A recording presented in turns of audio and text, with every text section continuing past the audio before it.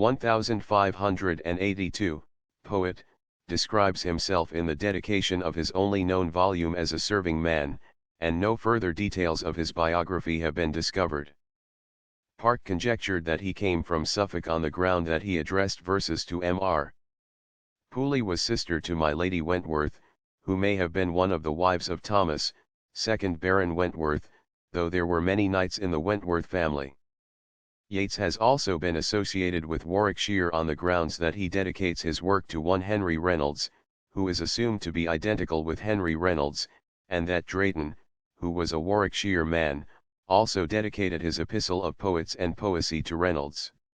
Upon this flimsy evidence is also based the theory that the verses written at the departure of his friend W.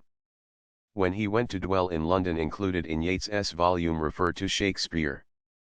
It is more probable that Yates's patron was the Henry Reynolds of Belstead who married Elizabeth, daughter of Edmund Withapole of Ipswich, and that Mr. all Yates's poems are included in one volume, which was entered on the Stationers' Register on June 7, 1582, Arbor, Stationers' Reg.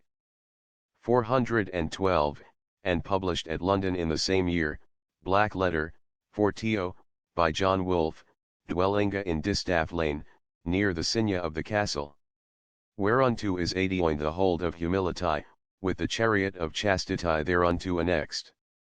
385, the order of the first two titles is reversed, and Collier states that the Castile of Courtesy is a separate publication of which we have no copy nor any other record.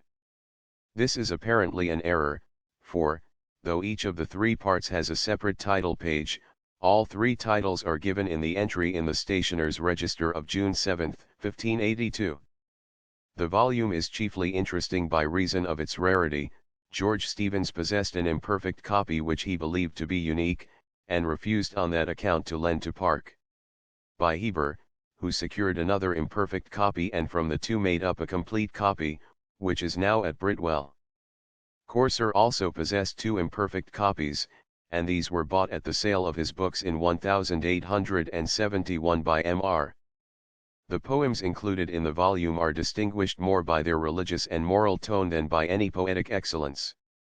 Besides the extracts printed by Collier and in the Gentleman's Magazine, 1840, I.